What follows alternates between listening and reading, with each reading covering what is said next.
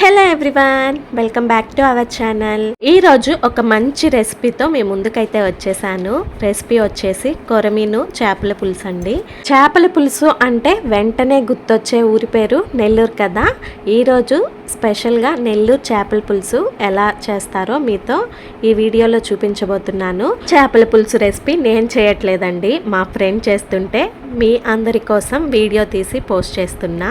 ఎక్కడా చేయని విధంగా మా నెల్లూరులో మామిడికాయ వేసి చేపల పులుసు చాలా టేస్టీగా చేస్తారు. సో ఇంకెందుకు ఆలస్యం, నెల్లూరు స్టైల్ మామిడికాయ చేపల పులుసు, అందులో కొరమీను చేపల పులుసు ఎలా చేయాలో ప్రాసెస్ అంతా డీటెయిల్గా చూపించేస్తాను, వచ్చేయండి. ఇక్కడ ఒక 1 kg వరకు కొరమీను ఫిష్ తీసుకున్నాము. పులుపుకు తగినంత చింతపండుని తీసుకోవాలి. ఇక్కడ ఒక 50 grams వరకు ఉంటుంది చింతపండు.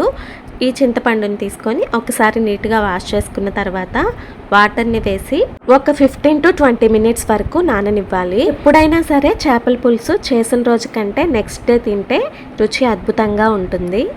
మసాలా పౌడర్ కోసం ఒక 1 స్పూన్ వరకు జీలకర్ర, ఒక 1 స్పూన్ వరకు ధనియాలు, ఒక 1/2 స్పూన్ వరకు మెంతులు, ఒక 1/2 స్పూన్ వరకు ఆవాల్ని వేసుకొని మీడియం ఫ్లేమ్లో పెట్టి ఈ విధంగా ఫ్రై చేసుకోవాలి. మెంతుల్ని ఇలా ఎర్రగా కలర్ చేంజ్ అయ్యే వరకు వేపుకుంటే సరిపోతుంది. మరి ఎక్కువగా వేయించేసామంటే పులుసు చేదు వచ్చే ఛాన్స్ ఉంటుంది.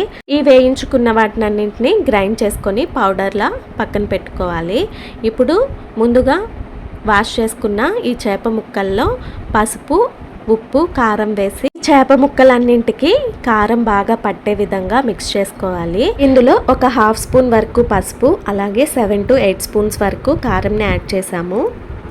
మామూలు సాల్ట్ కాకుండా ఇలా రాక్ సాల్ట్ వాడామంటే చేపల పులుసుకి మంచి టేస్ట్ వస్తుంది.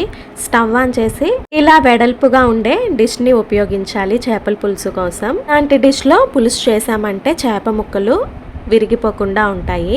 ఒక 6 to 7 స్పూన్స్ వరకు ఆయిల్ని వేసుకోవాలి.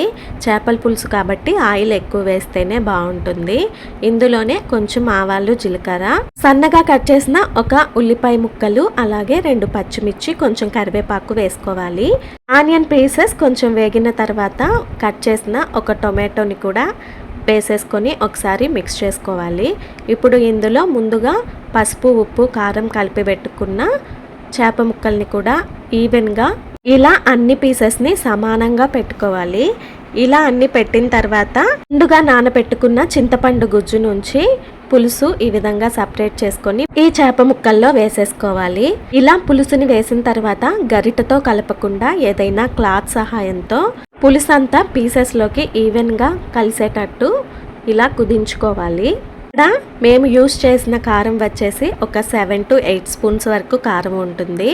కారం ఇంకొంచెం తక్కువ తినేవాళ్ళు తక్కువ యాడ్ చేసుకోవచ్చు. పెట్టేసి ఇలా ఒక 10 minutes పాటు మీడియం ఫ్లేమ్లో పులుసుని ఉడకనివ్వాలి. ఇలా పులుసు కొంచెం చిక్కగా అయిన తర్వాత ఈ స్టేజ్లో కట్ చేసుకున్న ఒక మామిడికాయను వేసేసుకోవాలి. ఈ మామిడికాయ పీసెస్ వేయటం వల్ల పులుసుకి మరింత టేస్ట్ అయితే వస్తుంది.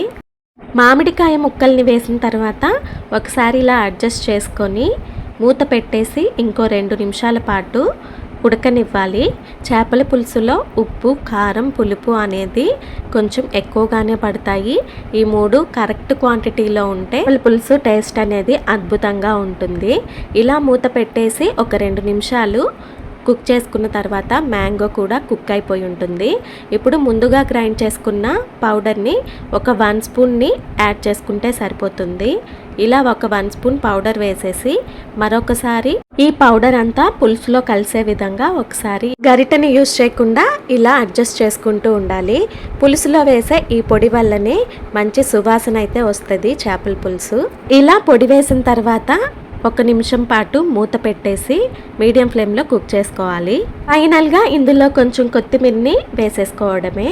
అంతేనండి, ఎంతో టేస్టీగా ఉండే కొరమీను చేపల పులుసు రెడీ అయిపోయినట్టే. చూసారా, ముక్క కూడా విరగకుండా ఎంత పర్ఫెక్ట్గా వచ్చిందో.